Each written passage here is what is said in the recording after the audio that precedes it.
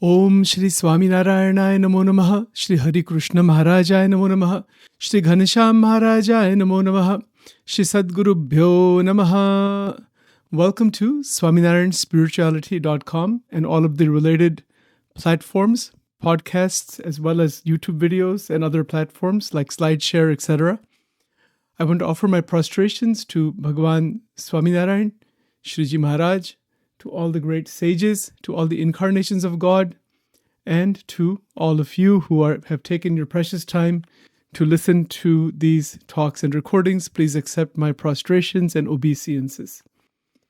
With that bhavana and prarthana, I want to offer my bhav to the Supreme Paramatma who resides in the Akshardham beyond Akshara Brahma. That Supreme Being is only one. There is no two in that. There is only one.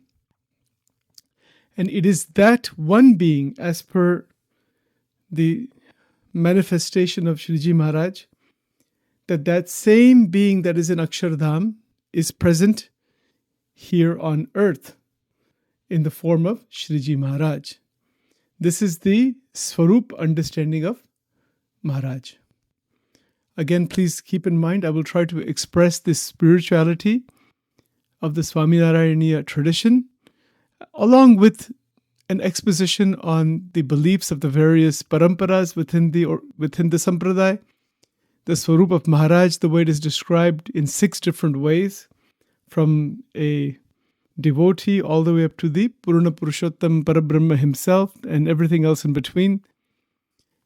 So there's a lot to certainly contemplate on. These talks are for my own Manan Chintan mostly.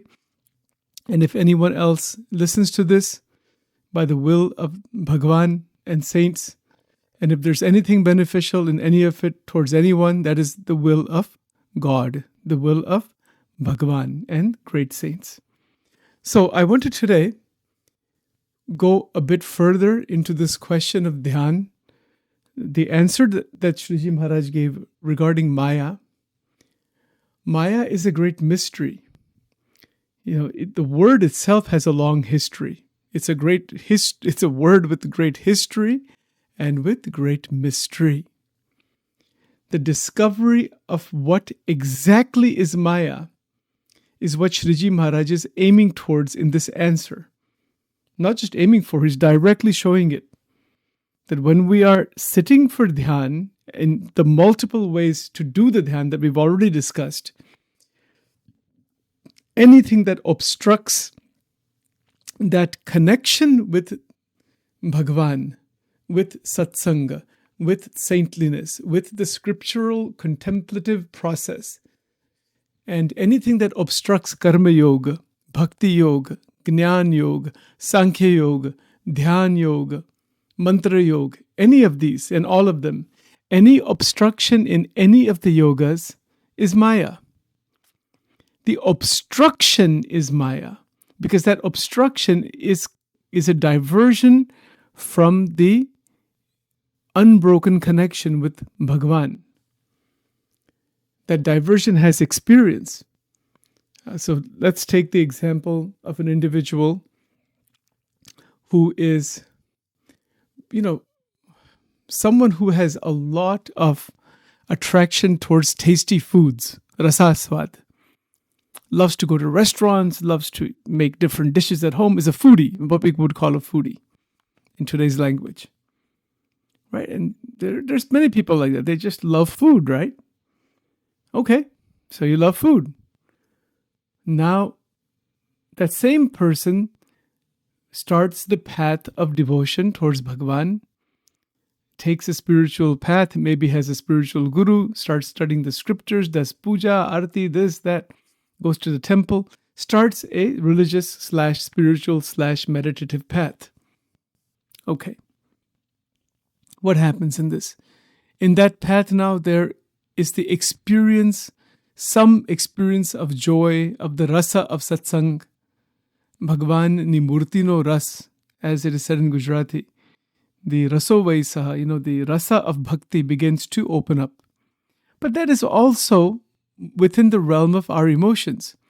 That doesn't remain all the time. You cannot keep an emotion just actively high. It's not about getting high in an addictive sense or like that. That's not what it is, although that's what tends to happen in Rasik Bhakti.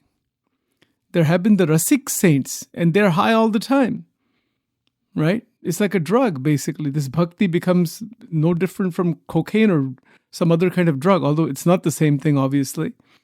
But people are high. It's called Brahma Rasana Bhogi. Muktanand Swami talked about that. And if those of you who have seen the pictures or the videos, or those who have actually met Yogiji Maharaj, you could see it on his face. You don't need any scriptures. He's just blissed out completely. And there are sages like that. There have been, and there are even today. They're totally in bliss. But this word bliss is ananda. It is called Brahmananda. And what that is something not at the human level. It is Brahmananda, not Vishayananda, Vishaya Sukh. What we are familiar with in this human body and as in this human form is Vishaya Sukh. Not that Brahmananda. That is something which we do not know what that is even. We can maybe see it in great saints, but they have gone into that anubhav beyond the polarities of all the Vishayas. And that is what Shriji Maharaj is talking about with regards to Dhyan. Dhyan is not just a recreational spiritual activity of some kind. Go attend some retreats here and there, and maybe some silent retreats, or do some yogic meditation, or do some kriya. It's all good. Do all that. There's nothing wrong with any of it. It's beautiful. But that's not what Maharaj is talking about. Those things are just very, very basic. They're at the very the preschool level, essentially. So this is what we're talking about here in Vachanamrut, is for those who are intent on God realization, come what may.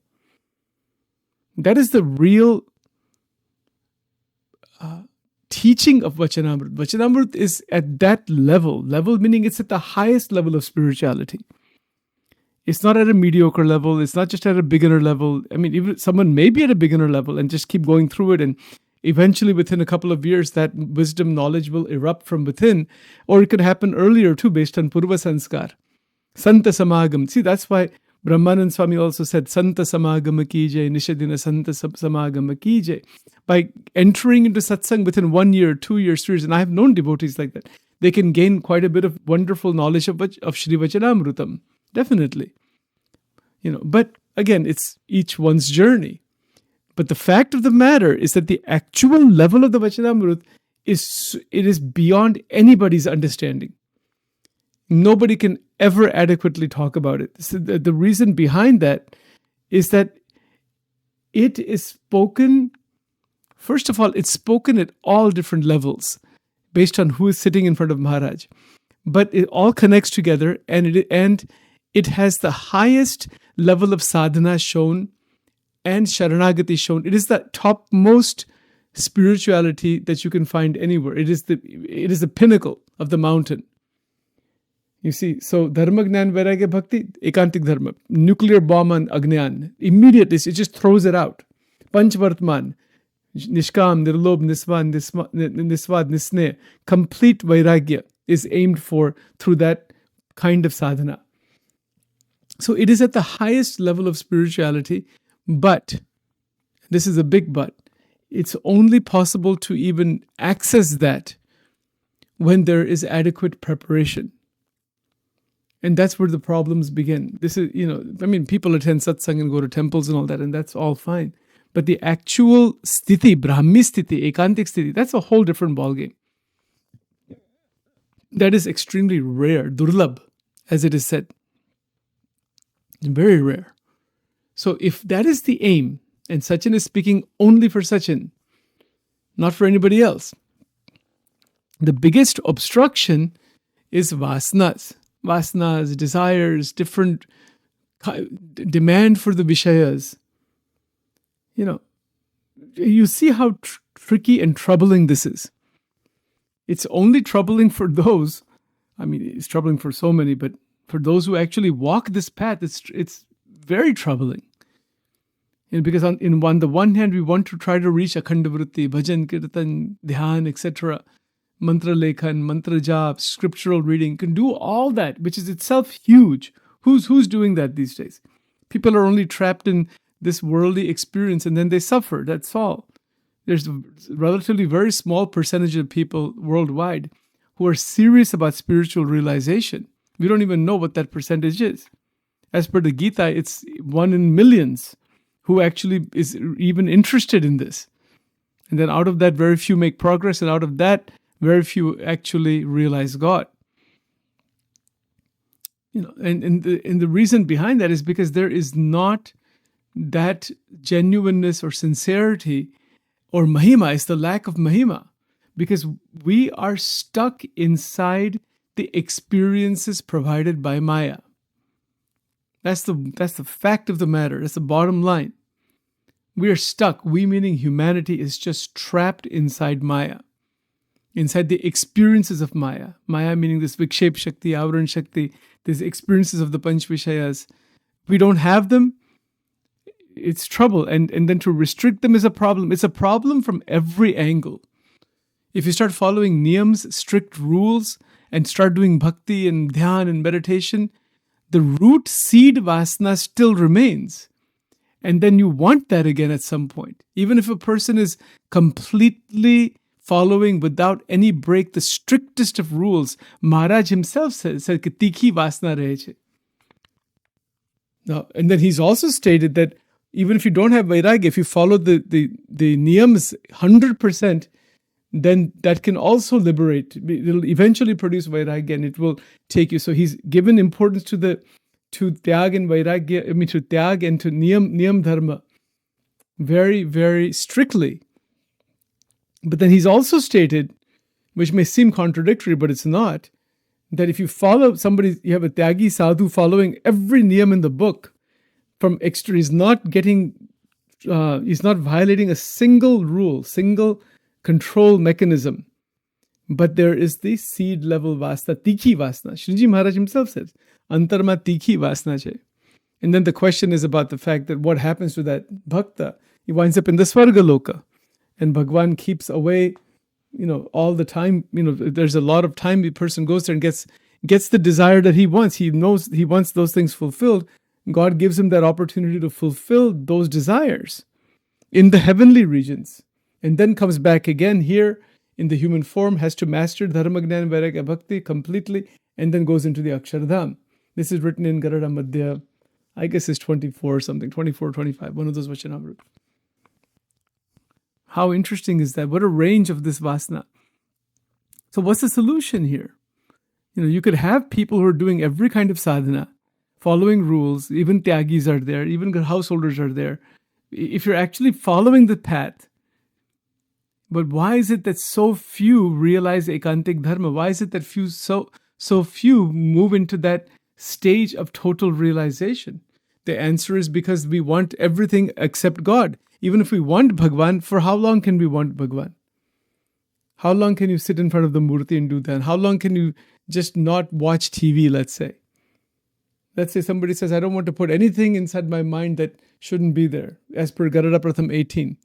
You hardly can even turn the TV on. How can you live in this world? That's another problem.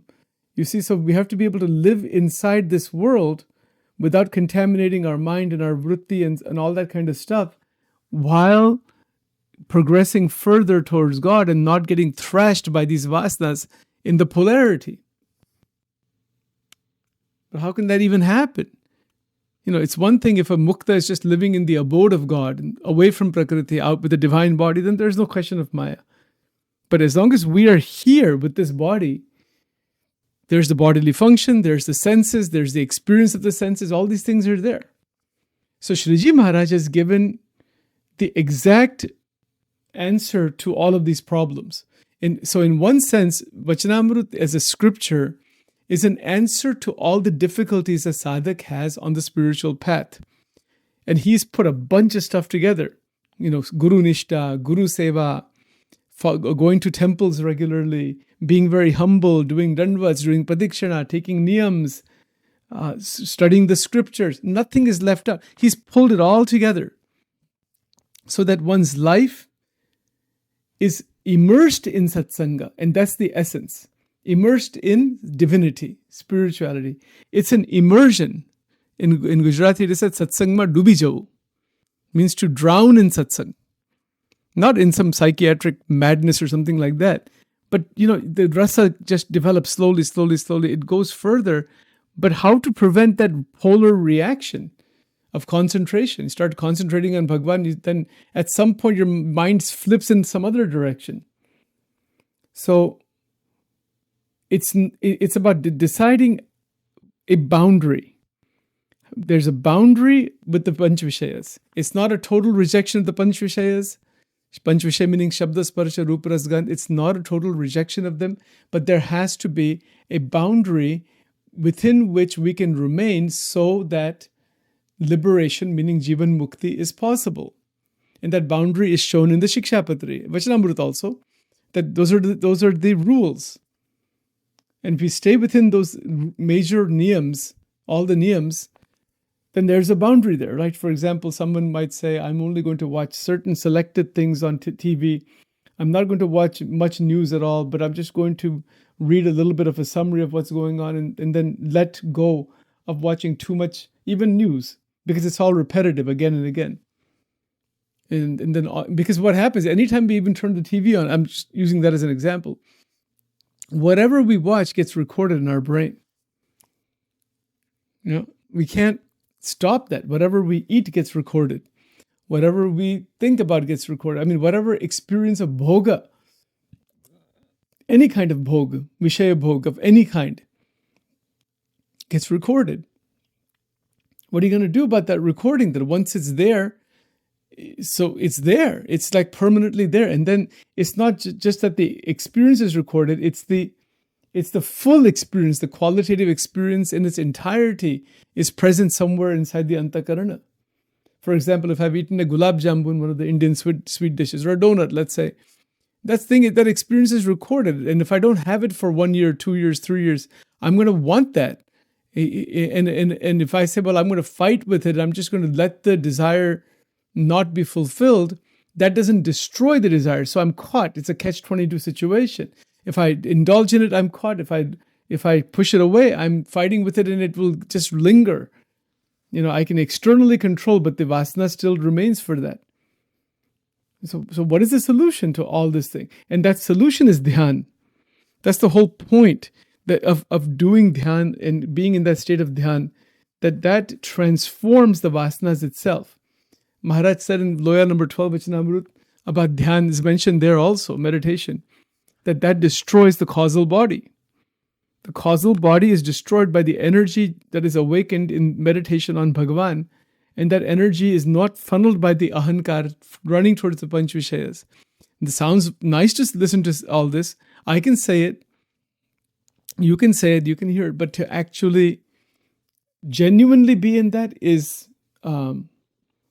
it really means relinquishing deha abhiman, which we don't want to do. We don't want to do that. That's the only thing we don't want to do in spirituality, is to let go of the egotistical pursuit of the worldly experience. The worldly experience remains as it is, but we want certain qualitative experiences, and we want them further and further, and we want them at no cost. And we want them in so many ways, and there's no end to it, and there's no permanent satisfaction with it. And that is the entanglement and entrapment in Maya. That's the way it goes. And it doesn't go away. It's not going to just go away like that. And even, as long as there's a body, there's an experience of the body.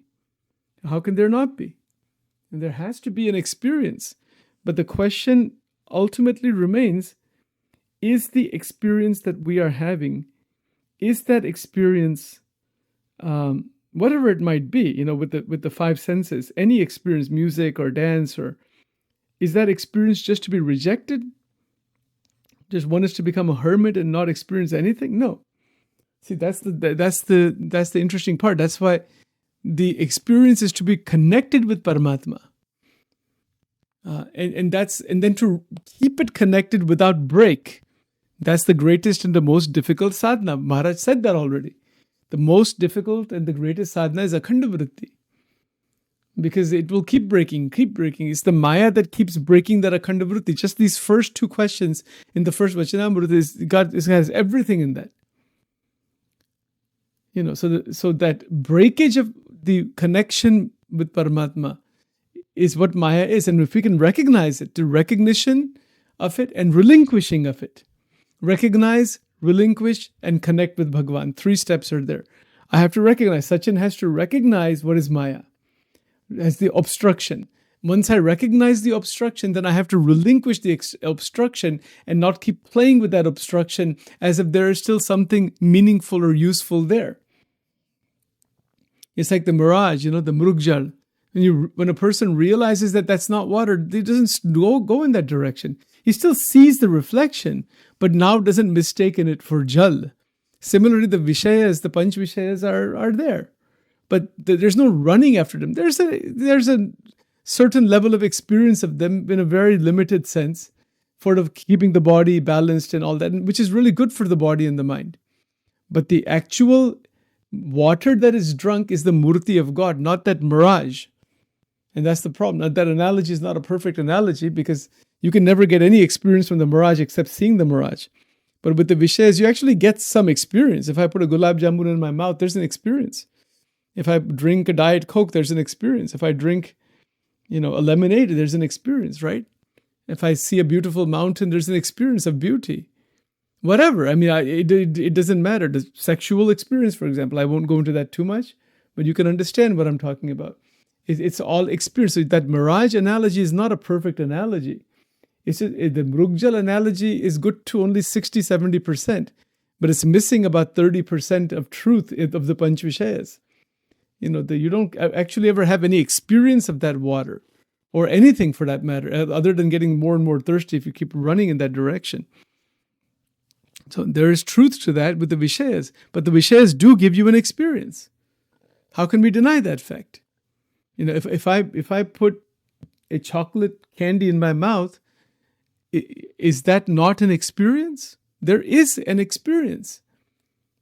We cannot deny the experience of the senses. Meaning, we cannot deny that the experience exists. The experiences exist, and just putting a very strict boundary, that is not enough without bhakti and murti and the murti of God. You can put a strict boundary. Somebody could have lots of tyag and lots of strict rules, but there's no devotion. So if there's no devotion, there's no transmutation of the internal energy, and the vasanas do not get transmuted into bhakti. The vasana shakti gets transferred into bhakti, and that is the greatest shakti. That bhakti is the greatest shakti. The same shakti, the same energy that is in the vasanas it gets transferred into bhakti. And then that bhakti, Maharaja said, is Brahma Swarupini bhakti. That is the Vedantic foundation, that I am the Brahman separate from the 3 bodies. Sthul, Sukshma, Karan, Sattvagun, Rajagun, Tamagun, Jagrat, Swapna, Shushupti, 3. They're totally separate from these 3. And even though they're existing, but I'm not any of those 3. I am Akshara Brahma. I'm one with Akshara Brahma. And that realization is what we're aiming for in all the sadhana we're doing. That is why Guru is needed. Bhagwan na mota sant. One who has realized that state of Akshara Brahma, or is Akshara Brahma himself or itself, let's say. That being is living in that state by contact with such a being. Something special happens and the process of transmutation begins. That is the role of Guru and Satpurush. That is also emphasized in Vachanamrut. But the point of the matter is that you may have Satpurush and Guru and all these things are there. Still, one may not make any progress. And the reason behind that is because we want something other than what truly the sage has. Saintly qualities are so fantastic. Without them, none of this is possible. Saintly qualities, sadhuta. Sadhuta e payo che. Sadhuta is the foundation. Without that, nothing is possible. Nothing can happen even. There is no spiritual progress without saintliness. One might have siddhis, one might have sankalp shakti and, do different kinds of mantra sadhana and all that. You can do all that, and that can help in the material world, and it's okay. That has benefit. But to realize the Atma Tattva, Brahma Tattva, Paramatma Tattva, saintliness. Like Tulsidas ji said, Pardhana patharamaniye, Pardnari mata saman, aise hari na mile Tulsidas se jaman, Pardhana pathar janiye. Don't look at somebody else's wealth. That's a stone for you. Why are you bothered with somebody else, what somebody else has? Look at where you are and progress from there. Pardhana patharamaniye. See, look, is that true in humanity? Look at what humanity is doing. Humanity is always, looking at somebody else's wealth and somebody else's success and is jealous. And not everybody, but this is there. There's competition, there's jealousy, there's sadness and depression that, I'm not as good as somebody else.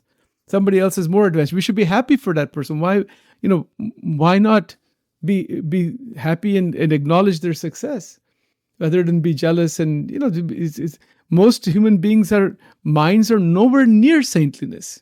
Pardhana patthara janiye, paranari, mata saman. My God, now there's an extraordinarily difficult thing. That all women are mata, except the one you're married to. And even with the one you're married to, at some point you leave all the vasanas aside. You kind of experience it to some extent and leave it aside. You said there's nothing in this. Right? So then eventually they are just kind of like roommates, basically. And they continue their spiritual path as friends. Yes. Pardhana patthar maniye, paranari mata saman. Aise hari na mile Tulsidas he jaman. Tulsidas ji says that you will discover, you will go to Bhagavan Hari. Hari meaning Bhagavan Vishnu, the Lord, the Supreme Lord. You will go to him with these two qualities. Never think of somebody else's wealth. See where you are and use your own wealth for the Paramartha, Maha as Mahalakshmi. Don't bother with all these things too much, because one is liable to get absolutely trapped inside vasanas of all kinds. Dhanni vasana, strini vasana. And these are the two big ones. Stri dhanni asakti. Stri mate purush, purush mate stri. જેવી રીતે પુરુષ સ્ત્રીને બંધનકારી છે, એવી રીતે પુરુષ સ્ત્રીને બંધનકારી છે. This is written in Swamini Vato, written in Vedras, written in Vachanamrut, it's written in all Swaminarayan scriptures. The bandhankari meaning that just as the way the man is bound to the woman is also bound to the man. Because the Atma is not male or female. Then and this is the whole point. Gunatitanand Swami said, જ્યાં સુધી પોતાને પુરુષ માને છે ત્યારે સુધી સ્ત્રી જોઈએ, જ્યાં સુધી પોતાને સ્ત્રી માને છે ત્યાં સુધી પુરુષ જોઈએ. You see, that means, but you are, there is a male body, female body, that is there. But who are we really? We are not male or female. We are the divinity itself. That is the Akshara Brahma. That is the Atma Tattva. Atma Tattva is not male or female. That is a divine anubhuti hai. Divya anubhuti hai. And body is there. Bodily is going to, nobody is going to give a female name to Sachin. Sachin is in the male, that's a male body. So there is maleness, no question, maleness, femaleness, and then all the other LBGTQ and all that stuff is there. But the Atma is not that. The Atma is a matter of anubhav, what it is actually. It is not a matter of just belief. It is Atma Darshan, Atma Sakshatkar. One can have that. And we'll talk more about that. But since we're talking about Dhyan is that doorway into the Atma, into the Brahman, and through Gnan Yagna, Yog Yagna, Garada Madhya 8. By doing that again and again and again and again, it's called Yagna, Gnan Yagna, Yog Yagna. Like right now, Sachin is speaking here. This is a form of Gnan Yagna for me. As Sachin listens to many pravachans from so many saints and sages, that is a Gnan Yagna. And what is Yog Yagna? Concentrating the mind on God. Now, and either sitting down, meditating with a mantra, like Swaminarayan mantra, for example, yes. Or having Mahima in the heart while doing one's activity as Karma Yoga and then offering it all to Bhagavan. That is also Dhyan, as we talked about already. Right? So, it's a matter of what I want. Do I want Bhagavan? I can say, yes, I want God. Yes, yes, yes. Sounds very nice.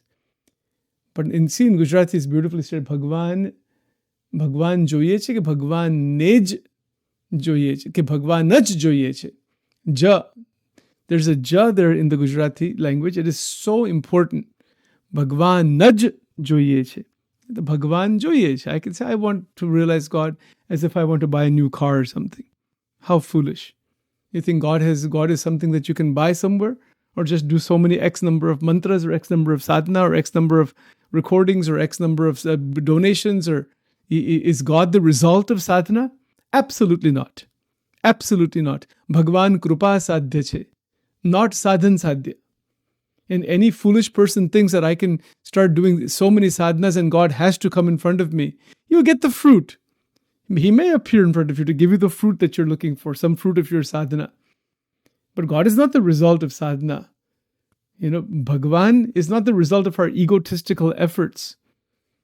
Absolutely not. Our egotistical efforts are going to only give us the experiences that are related to the ego with the panch vishayas and this worldly experience.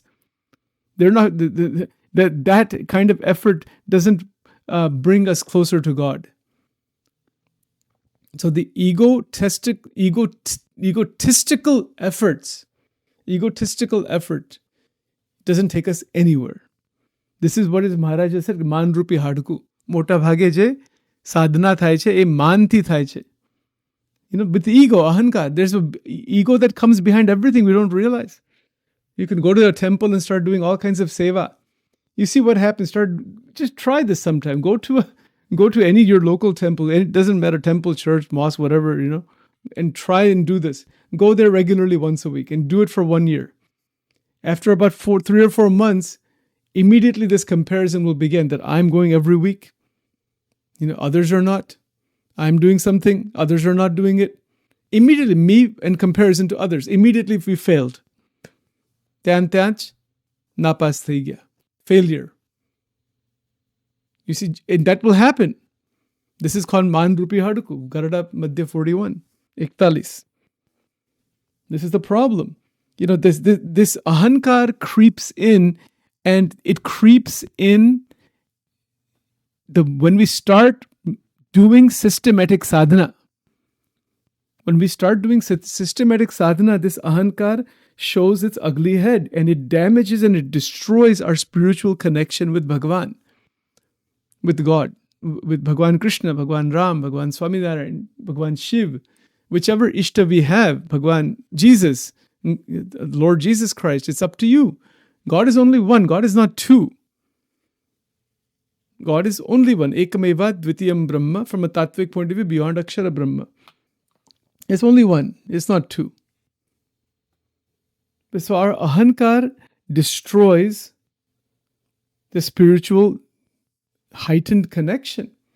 It destroys the purity and sanctity that may be developing from within the heart.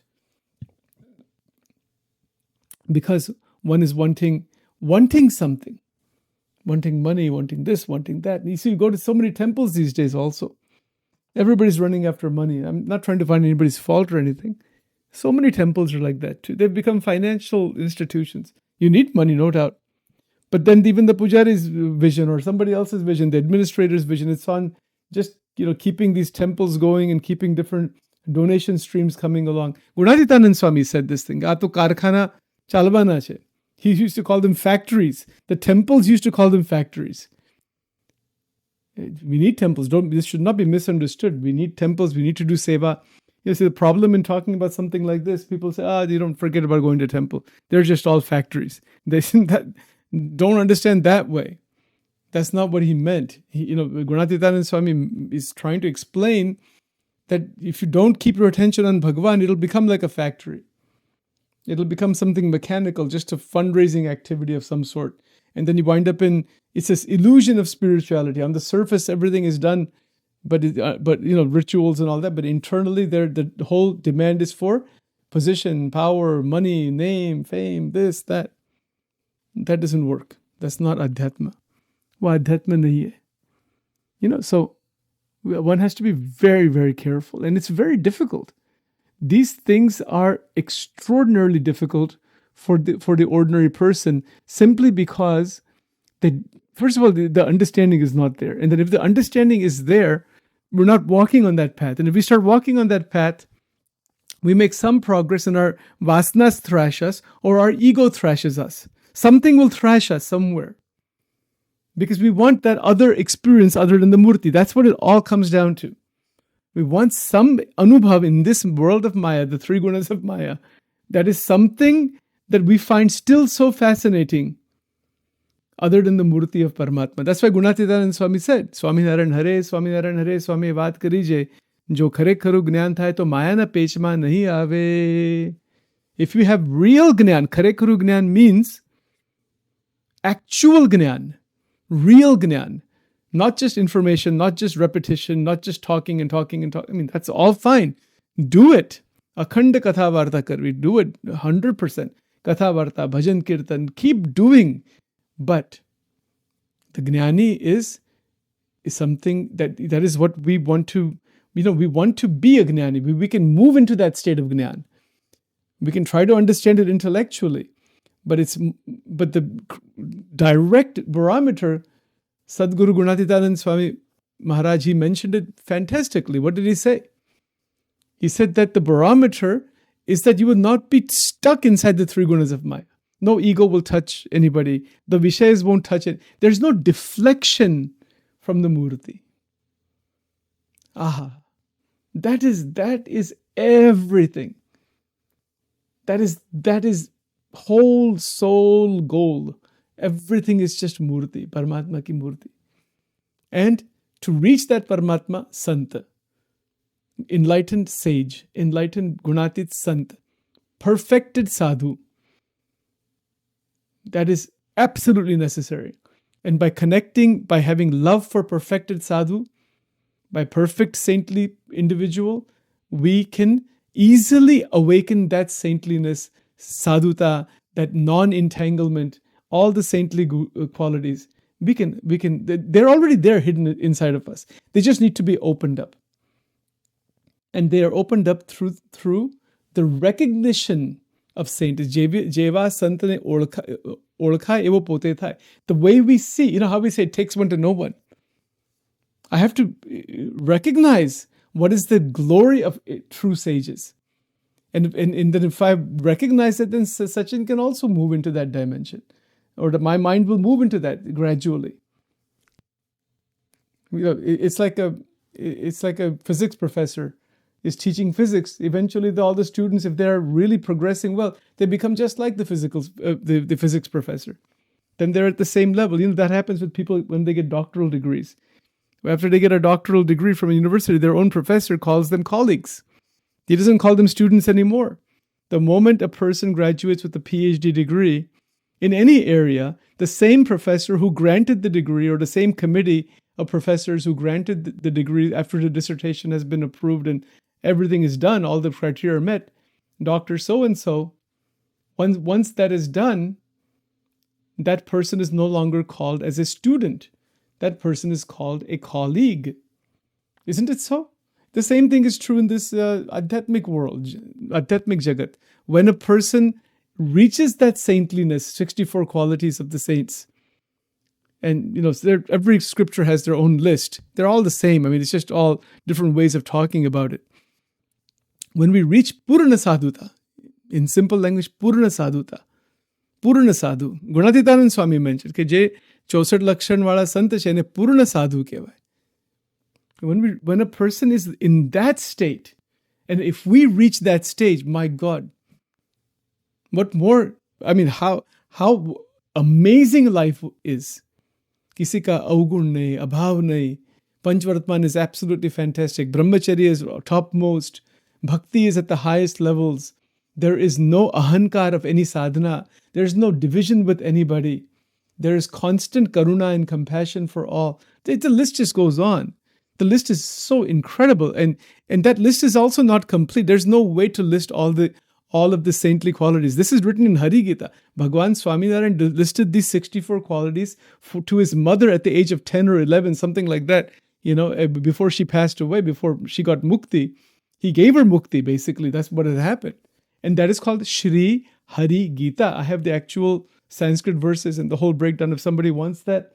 It's available online, but if you cannot find it, just contact me and I'll send you a copy of it. It's amazing. Just like you have Bhagavad Gita, there's Hari Gita. And there's so much fantastic, highest level spiritual teaching is inside Hari Gita. And that entire Hari Gita is inside Satsangi Jivan. Satsangi Jivan is the massive Sanskrit scripture written by Shatanand Swami on the life of Shriji Maharaj. So saintly qualities are the whole ball game. That's the eye on the prize. I mean, once those saintly qualities open from inside, Bhagavan, he runs towards the devotee. This is what happens. He's not away, Santa bhela hu chalu re, Santa juve tare eni sathe jure. There's some lines like this. When the Santa suve tare hu sure. That means that the Bhagavan becomes the bhakta of such a awakened saint. They become one. They're lost in each other. They are completely immersed inside one another. Ekmek panu, rasbas panu. My God, kitni amazing baat hai ye sab. This is just, it is nothing but ananda, ananda, ananda, ananda, and ananda. Once this is opened up, all dukh goes away. All duality goes away. Dvandatitam gagana sadrusham tattvamasya laksham. That amazing Vedantic realization opens. There is the flow of the saintliness is blossoming and blooming and flowing and expressing. Bahut difficult hai ye baat. And it's not difficult really, but we don't know that rasa, that Brahmananda, because we don't want to relinquish our ego. Bhagavan Swaminarayan mentioned about this. All of the faults are at the base is our ahankar. Kam, krodh, lobh, moha, matsar, everything, each and every one of them. Shadripu and all those things. It's ego, conflicts and vasanas. You see? This is our ahankar, deha bhav. So this requires prayer. Prayer, prarthana, anugraha. It necessitates genuine connection. Whether 1,000 people are with us or nobody's with us. Whether one is in one's home or one is in one's office or in one's temples or in the jungle or in the, I don't know, wherever. Doesn't matter where you are. In the gardens. To not lose sight of that Paramatma. Given whatever may be going on, wherever we may be. Not lose sight at all. So, and that is why this word Mahima comes back into the picture. It is a deficiency of Mahima. Even the slightest deficiency of Mahima, meaning the glory of Bhagavan, that means that deficiency means that we want something other than that Paramatma. Something else is still attracting us. Even though there are the experiences of the senses and the Antakaran, those experiences are just waves. They come and go. And Shriji Maharaj said, connect them with Bhagavan. Connect all experience with Paramatma. Even if you're eating dal and rice, common Indian dish, how to do so? At the beginning, say a mantra. Say Swaminarayan mantra, Sri Krishna mantra, Ram mantra. While eating, now this is more difficult, while eating and chewing and swallowing, remember the Paramatma, Leela Charitra, Naam Ratan, Manan Chintan. Not just to eat with just the sense gratification, but to connect the Manan Chintan in the activity of the senses. Frees the senses from their karma and the bondage to karma, and it frees the individual from that activity. And the amount of interaction is exactly the right amount needed for the mind, body, and everything. It's amazing what happens. It's amazing. Anyway, all this exposition doesn't have any end. We could keep talking, and we will every day trying to make some recordings here, make a recording daily, just for myself, because time is short in life, folks. I don't know who's actually listening to this. I know there's one or two people that are, whoever it might be. Sachin is of no consequence, but If this makes any sense to you, I want to hear from you. I'd love to hear from you. And we can always meet online and talk more about these things, about this entire journey. But life is short. Ganada ante 30. Maharaj is very clear. A ghadi, a kshan, deha gamme tare nikli jaye, 5 anusandhan, Vachanamrut. It's a constant awareness that at any second this body can turn to dust. It will be gone. Who knows how much time is remaining in this world anyway? Nobody knows. And we are living and acting so foolishly, thinking everything is going to remain with us all the time. Nothing is ours to begin with. This body itself is not who we are. Gunatitanand Swami said, कि देह साक्षात નથી એ સાક્ષાત દેહ પોતે નથી એ સાક્ષાત દેખાય છે. દેહ મનાઈ ગયું છે એ અજ્ઞાન છે. I have believed I am this body. I'm believing that is the ajnan. Of course, bodily experience, these things are there.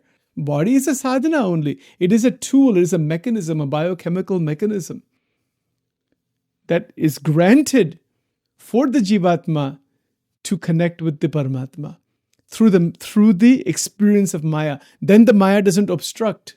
Then the Maya actually becomes an aid. It turns its function completely into bhakti. Yoga kshema vaham. We talked about that verse 2 days ago. We'll get back into that later on. Ananyas chintayanto mam. Right? Ananya chintan. That ananya chintan means none other than Paramatma. And the swinging back and forth with the vasanas, asad vasanas, this thing stops eventually if and when dhyan is properly established. The establishment of unbroken dhyan, my God, that will jump into akhanda vritti. Then, and to not fall out of akhanda vritti is the biggest sadhana. We talked about that before. Maharaj himself said, mota moti sadhana to akhanda vritti che. Kathan ma kathan sadhana che. Because it's the most difficult sadhana from a sadhana point of view, but that difficulty is not there once there's Mahima, Madhya 13. You said, Maharaj is saying you're seeing me, but if you know from me from a tattva point of view, then you're out of Maya completely. You won't have any difficulty coming out of the deficiencies of Kam, Krodh, Lobh, Moh, Matsar. It's a matter of recognition and being absorbed in that recognition.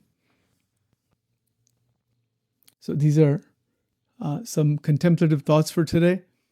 It's an amazing journey. It's not an easy journey, but if we can understand and really relinquish this ahankar, my God, that is everything.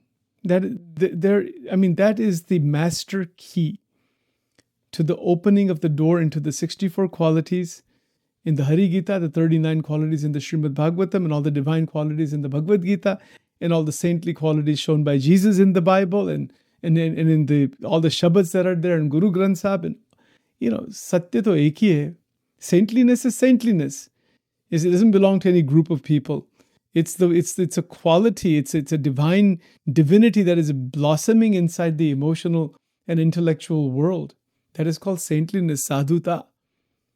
Santate swayam hari. Santate swayam hari. Nishkuranand ji kehte hai. So say true saint is Bhagwan himself. Doesn't mean that he's actually Bhagwan, but that means that he's so one with God that you cannot tell the difference. He's lost inside Paramatma. He or she or whoever that person may be. And that is our goal. There's no other goal. We can achieve so many things. Gunatitanand Swami mentioned again, he said, so what if you have all kinds of worldly accomplishments? So what? Jo karna hai wo hum karte hi nahi.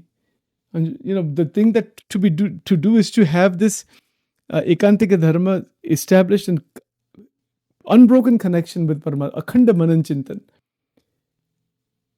That is how mukti opens up. Otherwise, even if we have all kinds of worldly accomplishments, what do you think they come with us? Anything comes with us from here?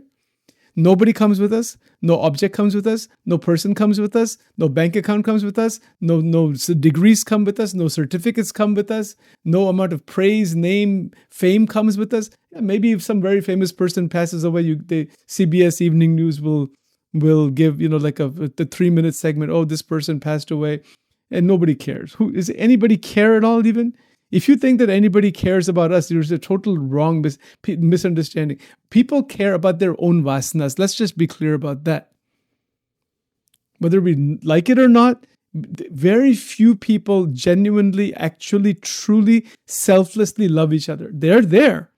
But even at the root of a lot of that, there's still a lot of self-centeredness. And we don't want to take anybody's fault, but that's the nature of the world.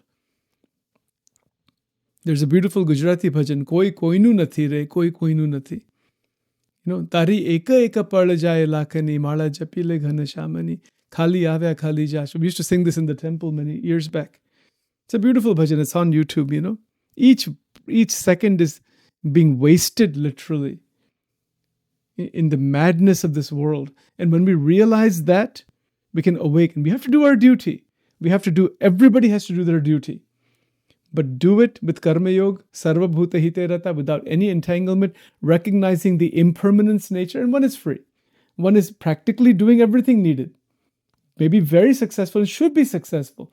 But the real purpose of all that material success is so that we can have time in our life for ananyas chintayanto mam. See that verse? For that ananya chintan. That is what we want. And here's the other tragedy. People get time in their life. If they get time in their life, they're sad, depressed, lonely, bored, angry about this didn't happen, that didn't happen, blaming someone. Ye sab kachre mein hi human being destroys their life. Bhagwan ki bhakti mein lag jao. Shiksha patri mein kya agya hai? The Agnya is very clear. Vyartaha kalena netavyo bhaktim bhagavato vina. Don't waste a second. Vyartaha kal. Bhagwan ki bhakti mein hi vritti rakhni. Do your duties with karma yoga. When the free time is there, jump right back into the murti. Manan chintan, bhajan kirtan. Take one scripture and go deep into that. Take one scripture. You decide. Shastra, mantra, Sadguru, Murti, and one's mind. These 5 connect together in one. And you have to have one that is the predominant. That is how everybody, all the enlightened people have progressed that way. They may have written about so much, but there's one area or one focus, single-pointed focus has to be there on one main scripture. One Sat Shastra, one Murti, one great saint who has all 64 qualities. And with that oneness, our mind gets completely transformed. With Pujya Bhav for all, Upasya is one. Bhagwan ki jo Ishta Murti hai, that is Upasya. The Upasya Murti is one. So the one supreme being that we are attached to as Ishta Devata, that is one, and everybody else is in connection. All the other incarnations are only God's incarnations. God is only one. But the internal progression cannot happen by jumping around in 1,000 places. You can do other sadhanas and all. I do them also from time to time for some specific reasons. But the main focus has to be in one Swarup, one main scripture, one main mantra, and one great Sadguru, if really that's a true Sadguru. Otherwise, respect all the saints, and you can make Krishna your Sadguru, you can make Shivji your Sadguru, you can make Devi as your Sadguru, you can make Shriji Maharaj as your Sadguru. If you not sure about the actual physical saints, take good qualities from everyone. But be careful who you're having attachment to. Attachment towards a perfect Guru who is enlightened, not just by words, who is by sthiti. Then that attachment, meaning that attachment to the sthiti, is not to the personality. Personality is a doorway only. It's manifesting in the personality. Right? So these are the points to keep in mind. These are the basics. These are the fundamentals of the Swaminarayan tradition. Everything that Sachin has talked about, I would say most satsangis know about this. They've heard all these things again and again. But the general public may not have heard this in English. That is what it's for. Wherever the Lord guides me, that is where I shall go. It is all His play, and it is just only seva, So it is an opportunity this way through the medium of YouTube to just put it out there. Whoever listens, whoever doesn't listen, whatever is the will of the divine, Bhagwan ki ichha. But the good thing is these things get more and more clarified in my mind. The more I can talk about them, the more they are repeated. And I can, in the attempt here is to try to pull lots of diverse ideas together and to really show the spiritual potency of the words of the Vachanamrut, which are words of Maharaj. You know, when Shriji Maharaj is speaking, every single word is just, I mean, it is mind-blowingly intense. Look at how many talks we've just done on just this question of dhyan and maya and all. You could keep going like this for the rest of our life. There'll be no end to it. And that's the beauty. That's the power of God's words of great sages. All right, so with that, just do a closing mantra here, then we'll continue this tomorrow. Dhyanamulam gurur murtihi, mantramulam gurur vakyam, pujamulam gurur padam, mokshamulam gurur kripa, tameva mata cha pita tameva, tameva bandhuscha sakha tameva vidya dravinam tameva sarvam mama deva deva. Om Shri Sadgurubhyo Namaha, Shri Paramagurubhyo Namaha, Shri Sahajananda Swami Maharajaya Namo Namaha. Jai Swaminarayan.